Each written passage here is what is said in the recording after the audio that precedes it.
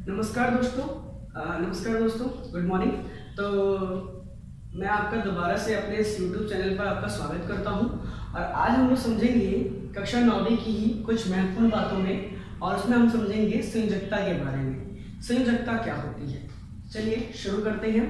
तो संयोजकता क्या होती है, तो लिखा हुआ है परमाणु के महत्तम कक्ष में इलेक्ट्रॉन की साझेदारी या स्थानांतरण होता है और वही उसकी संयोजकता शक्ति होती है और इसी को हम संयोजकता कहते हैं। तो क्या अर्थ है इसका, तो हमने कक्षा 9वीं के चौथे चैप्टर में समझते हैं कि परमाणु का भी क्या होता है, केंद्रक होता है। यानी कि हम समझें तो इसके अंदर केंद्रक होता है, फिर उसके कुछ कक्ष होते हैं। क्या होते हैं? कक्ष। कुछ कक्ष होते हैं, जैसे कि ये कौन सा है, इसको n से दर्शाते हैं, तो ये पहला कक्ष हुआ, ये इसका दूसरा कक्ष हुआ और ये इसका तीसरा कक्ष हुआ। और ये जो अंदर है इसे हम बोलते हैं केंद्रक, यानी कि इसका न्यूक्लियस।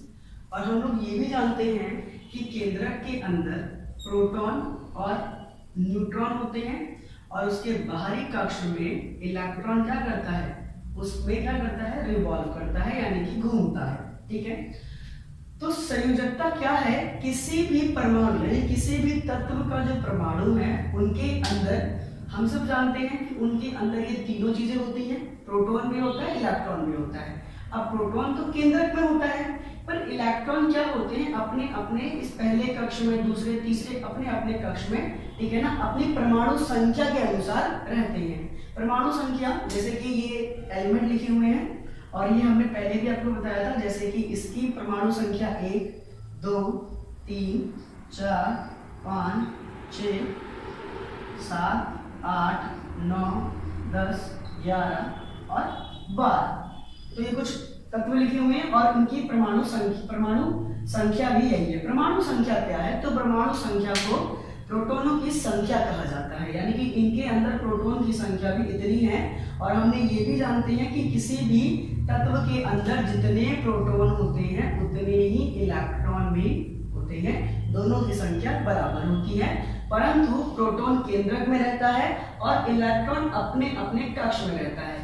और ये कक्ष में कैसे रहता है, तो पहले वाले कक्ष में हमें 2 इलेक्ट्रॉन की जरूरत होती है, दूसरे वाले कक्ष में हमें 8 इलेक्ट्रॉन की जरूरत होती है और तीसरे वाले कक्ष में भी क्या करते होती है, हमें 8 इलेक्ट्रॉनों की आवश्यकता होती है। यानी कि आवश्यकता कहने का तात्पर्य यह है कि पहले कक्ष में केवल 2 इलेक्ट्रॉन ही रह सकते हैं, दूसरे वाले कक्ष में 8 रह सकते हैं और तीसरे वाले में भी कितने रह सकते हैं, 8 ही इलेक्ट्रॉन होने चाहिए। ठीक है ना, तो इस प्रकार सभी इलेक्ट्रॉनों को क्या होना पड़ता है, इस तरह से रहना होता है।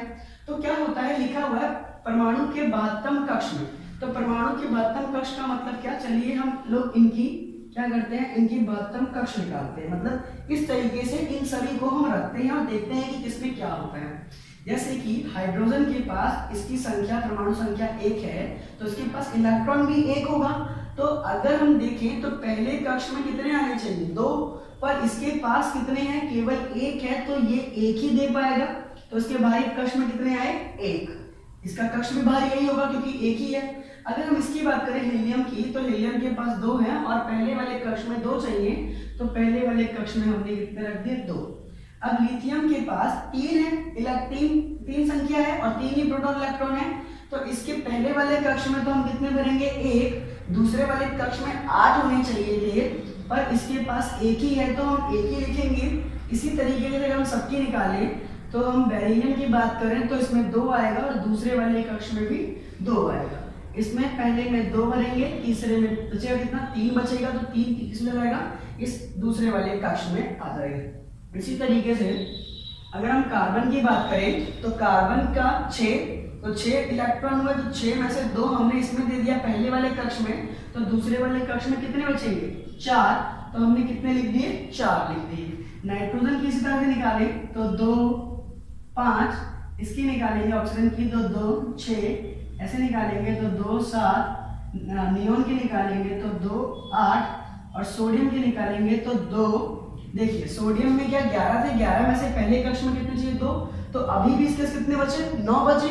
अब दूसरे वाले कक्ष में कितने चाहिए 8, तो हम इस वाले दूसरे वाले कक्ष में 8। अब ये इसके पास एक इलेक्ट्रॉन रह गया तो उसे हम तीसरे कक्ष में भरेंगे जो कि कितना है 1 है। ठीक है, इसी तरीके से मैग्नीशियम की हम बात करें तो 2 8 2 आएगा। तो इस तरीके से हमने क्या कर लिया, इलेक्ट्रॉनों को अलग अलग परमाणु, जितने भी तत्व हैं ये परमाणु कह लें या तत्व कह लें, तो हम परमाणु मानते हैं। तो जितने भी परमाणु हैं इन परमाणुओं को हमने उनके कक्ष के अनुसार लिख दिया। ठीक है, बांट दिया। चलिए ये तो हमने लिख दिया। अब हम बात करते हैं संयोजकता। संयोजकता क्या कहता है, परमाणु के महत्तम कक्ष में इलेक्ट्रॉन की साझेदारी। इलेक्ट्रॉन क्या करता है, ये जितने भी परमाणु हैं एक दूसरे परमाणु के साथ क्या करते हैं, साझेदारी करते हैं, जिससे ये यौगिक का निर्माण कर पाते हैं। और उस साझेदारी में या तो ये क्या करते हैं, इलेक्ट्रॉन को देते हैं या लेते हैं। तो किसी भी परमाणु की ये जो क्या कहते हैं, साझेदारी या स्थानांतरण, यानी कि देने या फिर लेने की जो क्षमता है, यही उसकी संयोजकता होती है। दोबारा से हम आपको बताते हैं कि क्या, देखिए दोस्तों, कि परमाणु के जो महत्तम कक्ष है उस कक्ष को, ठीक है ना, क्या होगा, देखिए इन सबके पास क्या है, खाली, मतलब ये पूरे इस अवस्था में तो नहीं है। अगर इस अवस्था में होते तो ये पूर्ण रूप से भरे हुए हैं। ठीक है ना, देखिए तो क्या होता है, संयोजकता क्या है कि वो इलेक्ट्रॉन, परमाणु का जो बाहरी कक्ष है उसमें जो इलेक्ट्रॉन है, ठीक है ना, ये बाहरी कक्ष में 1 पड़ा है, इसमें 2 है, इसमें 1 है, फिर इसमें 2 है, इसमें 3 है, इसमें 4 है। तो बाहरी वाले कक्ष में क्या होगा, एक परमाणु दूसरे परमाणु से साझेदारी करेगा और उस साझेदारी में या तो अपना इलेक्ट्रॉन उसको दे देगा या उसका इलेक्ट्रॉन ले लेगा। और ये हम कितना ज्यादा हम उसको इलेक्ट्रॉन दे सकते हैं, ले सकते हैं, कोई भी तत्व, ये सबकी अलग अलग होती है। और वो जितना ले सकता है, जितना दे सकता है, वही उसकी क्या होती है, संयोजकता शक्ति होती है, यानी साझेदारी करने की शक्ति है, स्थानांतरण करने की शक्ति। और उसी को हम बोलते हैं संयोजकता बोलते हैं। क्या बोलते हैं, संयोजकता बोलते हैं। तो चलिए समझते हैं। ठीक है, अब हम बात करते हैं, चलिए इसकी संयोजकता, हम संयोजकता को समझते हैं, संयोजकता किसकी कितनी है। तो अगर मैं हाइड्रोजन की बात करूं तो हाइड्रोजन के बाहरी कक्ष में 1 है और इसको अपना अपना कक्ष भरने के लिए हर कोई चाहता है, हर परमाणु चाहता है अपने कक्ष को भरना। तो वो कक्ष को भरने के लिए इसको कम से कम कितने की आवश्यकता है, तो 1 की आवश्यकता है। ठीक है ना, तो ये क्या करेगा, ये 1 क्या करेगा, 1 ये दे देगा। ठीक है ना, क्या करेगा, 1 दे देगा। यहाँ पर जो दूसरी बात आपको समझनी है वो ये कि कोई भी परमाणु, ठीक है ना, कोई भी परमाणु जिसके बाहरी कक्ष में 1 2 3 या 4 इलेक्ट्रॉन हो, तो इनकी संयोजकता भी यही होती है। जिसके भी परमाणु के बाहरी कक्ष में 1 2 3 4 इलेक्ट्रॉन है, उनकी संयोजकता भी, ठीक है, यही उनकी क्या होगी, संयोजकता। सॉरी गलत लिख दिया, संयोजकता। ठीक है, क्या होगा, ये संयोजकता होगा। क्यों, क्योंकि इन इलेक्ट्रॉनों को क्या करना चाहिए, देखिए हम समझते हैं इसको। चलिए क्या समझते हैं, देखिए हाइड्रोजन को अपना 1 भरने के लिए 1 चाहिए, तो या तो ये 1 ले ले या 1 दे दे। तो ये दे भी सकता है, बट ये क्या करता है, ये क्या करता है, देता है। तो इसीलिए अब इसके पास इलेक्ट्रॉन डोनेट करने की, यानी कि देने की क्षमता कितनी है, 1 ही देगा। तो इसीलिए इसकी संयोजकता भी कितनी हो गई, 1। हीलियम की बात करें तो हीलियम की संयोजकता यहाँ पर 0 है।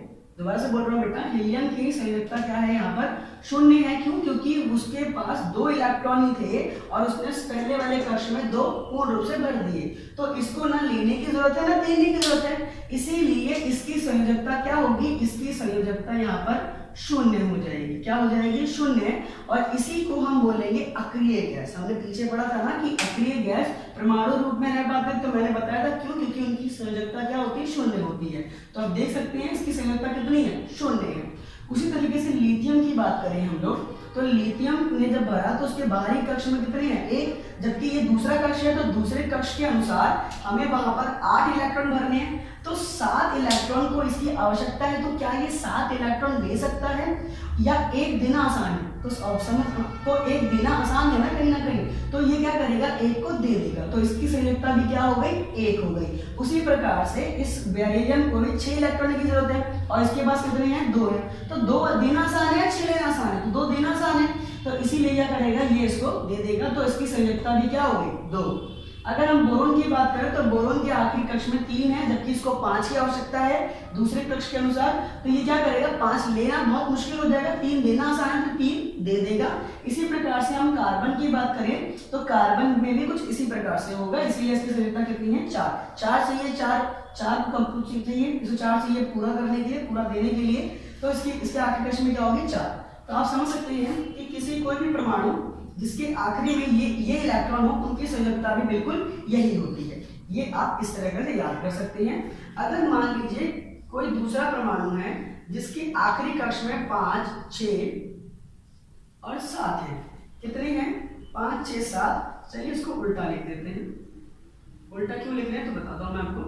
मान लीजिए मैंने अगर 5 लिखा, फिर 6 और 7, तो जिनकी भी आखिरी कक्ष में अगर ये इलेक्ट्रॉन होगी तो उनकी संयोजकता 7 वाले की 1 होगी, 6 वाले की 2 होगी और 5 वाले की 3 होगी। संयोजकता क्या होगी, इसकी 1 होगी, इसकी 2, इसकी 3। क्यों? क्योंकि हमने क्या किया 8 में से घटा दिया।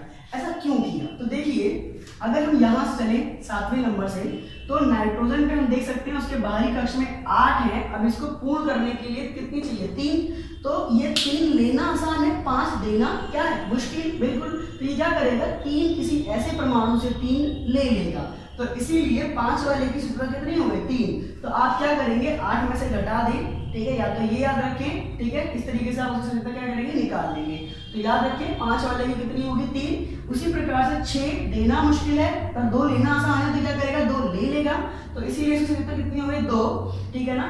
और अगर किसी की अगर 7 है तो 7 देना मुश्किल है पर लेना आसान है, तो ये 1 पूरा 1 ले लेगा, तो इसकी संख्या कितनी हो गई 1। तो इस प्रकार से आप याद रखिए कि किसी भी परमाणु के जब आप इस तरीके से उसी कक्ष के अनुसार जब रखते हैं, ठीक है ना, तो उसमें अगर बाहरी कक्ष में 1, 2, 3, 4 हो तो उसकी संयोजकता वही होती है। अगर किसी के 7, 6, 5 हो तो 5 वाले की 3, 6 वाले की 2, 7 वाले की 1 होगी, ठीक है ना।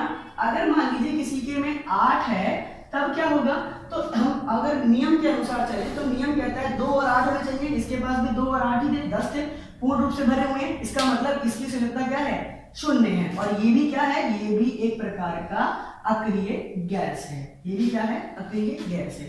वैसे सोडियम में चले तो इसके बाहर 1 है, इसके बाहर कितना है 2, तो इसकी संयोजकता 1, इसकी संयोजकता कितनी हो गई 2, ठीक है ना। तो इस प्रकार से हम समझ सकते हैं कि संयोजकता क्या होती है। आशा करते हैं आपको ये समझ में आ गया होगा, ठीक है। चलिए इसमें हम एक और बात को थोड़ा समझ लेते हैं, हम समझ लेते हैं थोड़ा सा आयन को भी हम यही समझ लेते हैं आयन क्या होता है।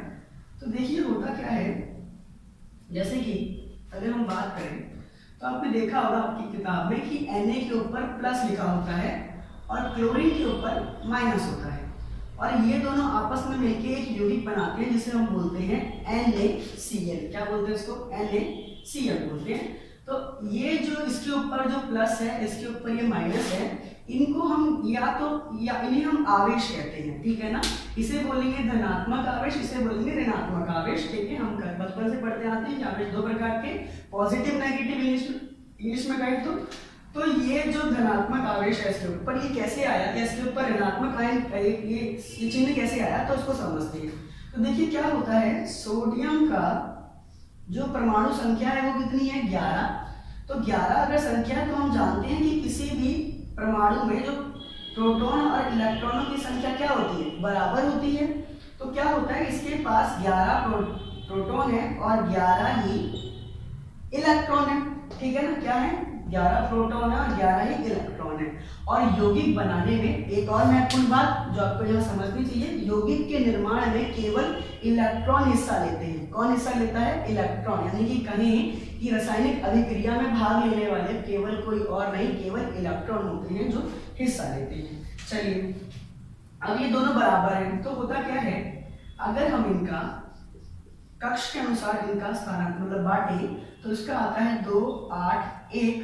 अगर क्लोरीन को बांटे तो इसका आता है 2, 8, 7। तो होता क्या है कि जब ये दोनों यौगिक बनाएंगे तो यौगिक बनाने में ये अपने आप क्या करेंगे, अपने संयोजकता वगैरह कर लेंगे, संतुलित कर लेंगे। कैसे कर लेंगे? अब देखिए इसकी संयोजकता कितनी है, दोनों की संयोजकता जो है आप देखेंगे ध्यान से, दोनों की संयोजकता एक है, यानी कि ये एक दे सकता है, ये एक ले सकता है, तो ये दे सकता है तो ये भी एक देगा, और ये ले सकता है तो ये भी एक लेगा, तो दोनों की संयोजकता कितनी होगी? एक ही होगी।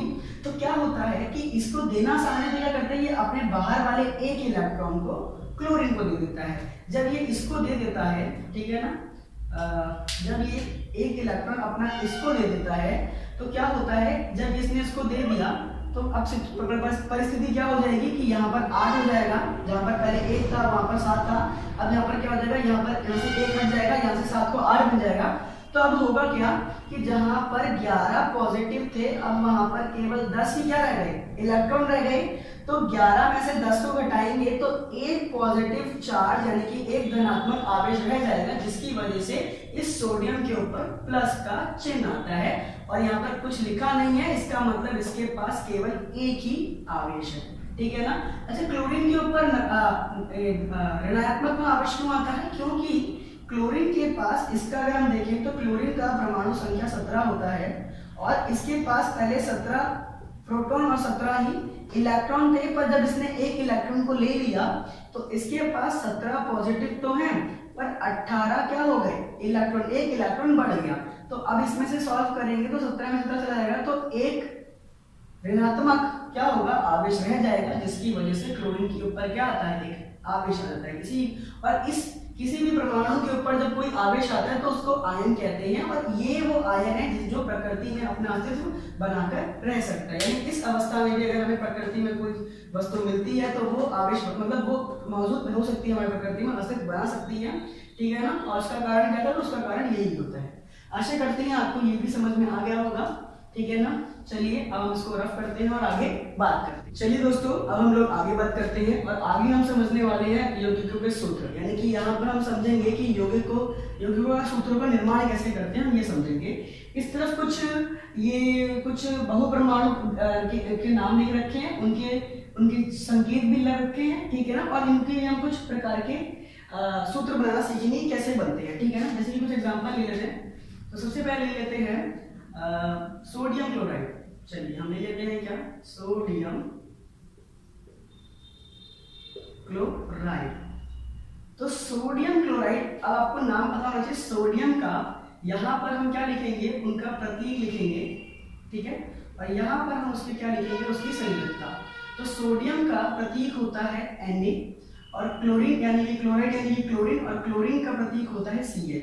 अब उनकी संयोजकता, तो संयोजकता मैंने अभी थोड़ी देर पहले आपको बताया था कैसे निकालते हैं। आपको उनके परमाणु संख्या अगर याद है तो भी हम निकाल सकते हैं। जैसे कि सोडियम का परमाणु संख्या 11 होता है, तो उसको बांटेंगे ऐसे, तो 2 8 1 आएगा, वो हमेशा आपको याद रखना है। तो इसकी संयोजकता कितनी है, 1 है। इसी प्रकार अगर क्लोरीन की निकालेंगे तो 17 होता है, इसका कितना आता है 2 8 7, तो इसकी भी संयोजकता कितनी होती है, 1 होती है। दोनों को क्या करेंगे, आप तिरछा गुणा कर देंगे तो ये आएगा Na1Cl1। अब ये जो 1 होता है ये लिखना आवश्यक नहीं होता, ठीक है। और दोनों तरफ अगर बराबर है तो हम सीधा उसको क्या कर देंगे, उसे कैंसिल करके हम सीधा लिख देंगे NaCl। क्या लिख देंगे इसको, NaCl। तो इस तरीके से क्या हुआ, इसके सूत्र का निर्माण हुआ, ठीक है ना। आगे चलिए कुछ और बनाते हैं। जैसे चलिए पानी ले लेते हैं, तो पानी यानी वाटर, और वाटर किससे बनता है, हाइड्रोजन और ऑक्सीजन से। तो यहाँ पर हमने उसका प्रतीक लिया, यहाँ पर उसकी संयोजकता लेंगे, तो हाइड्रोजन से बनता है और ऑक्सीजन से बनता है, ठीक है। तो चलिए इसको भी हम बना के दिखाते हैं आपको। इसका फॉर्मूला जो होता है, सूत्र क्या होता है, H2O होता है, वही क्यों होता है। तो हाइड्रोजन के पास एक ही होता है, तो संयोजकता कितनी होती है, 1। ऑक्सीजन का 8 होता है, तो उसको बांटेंगे 2 और 6, तो इसकी संयोजकता कितनी है, 1। बट 6 वाले की संयोजकता कितनी है बेटा, 2, क्योंकि हमने बताया था कि जिसके पास भी 6 हो तो हम क्या करेंगे दोस्तों, उसको 8 से माइनस कर देंगे। तो इसको जब त्रिज्या मल्टीप्लाई करेंगे तो ये बनेगा H2O1, और 1 को लिखना जरूरी नहीं। तो इस तरीके से क्या बन गया इसका सूत्र, H2O। तो इस तरीके से क्या होते हैं, सूत्रों का निर्माण किया जाता है, उनके प्रतीक और संयोजकता को इस तरह से सूत्र बनाए जाते हैं। चलिए कुछ और एग्जांपल ले लेते हैं। जैसे कि हम लोग लेते हैं कैल्शियम ऑक्साइड।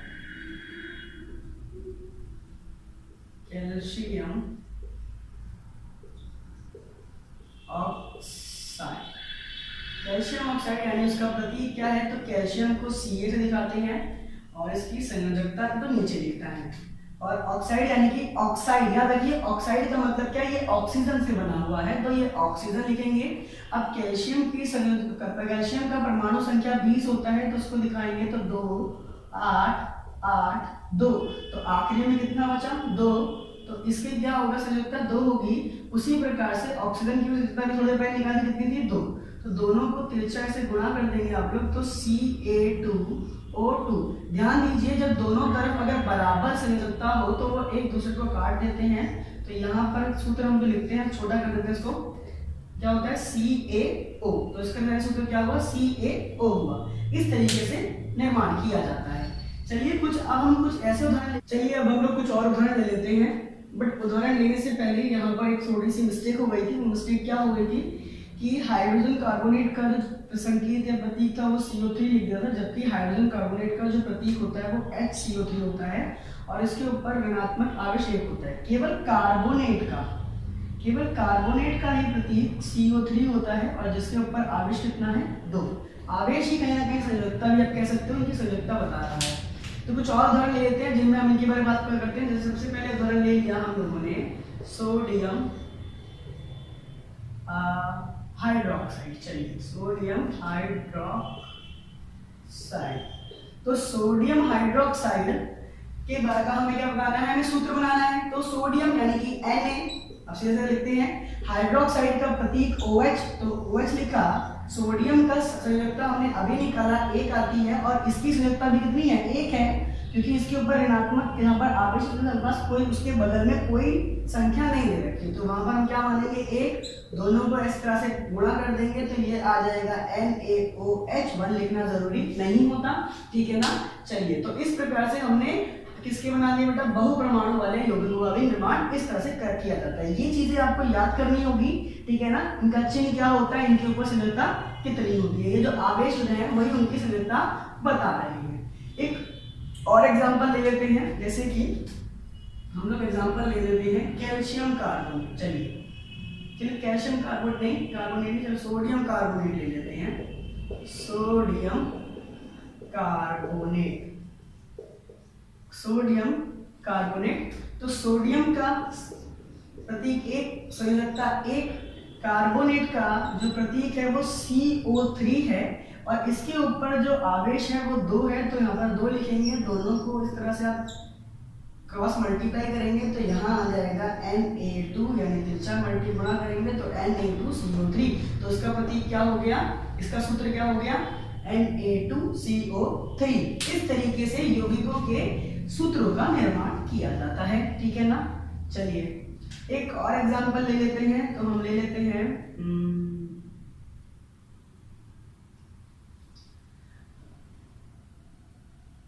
चलिए हम एक एग्जांपल ले लेते हैं। हमने ले लिया है सोडियम हाइड्रोजन कार्बोनेट। हमने एग्जांपल ले लिया इस बार सोडियम हाइड्रोजन कार्बोनेट। सोडियम का 1, यहाँ पर संयोजकता 1, हाइड्रोजन कार्बोनेट को HCO3। ध्यान दीजिए कार्बोनेट की पहचान होती है CO3, हाइड्रोजन कार्बोनेट की पहचान होती है HCO3, ठीक है ना। तो इसकी संयोजकता 1, तो दोनों को जब हम गुणा करेंगे तो ये बनेगा NaHCO3 और ये इसका क्या होगा, रासायनिक सूत्र होगा। तो इस तरीके से यौगिकों के सूत्रों का निर्माण किया जाता है। आशा करते हैं आपको पसंद आया होगा। अगर कुछ कमी रह गई है तो प्लीज़ कमेंट करें और प्लीज़ सब्सक्राइब करें। और अगर आपको कुछ और समझना है या कोई दूसरा चैप्टर चाहते हैं तो प्लीज़ कमेंट करें, ठीक है।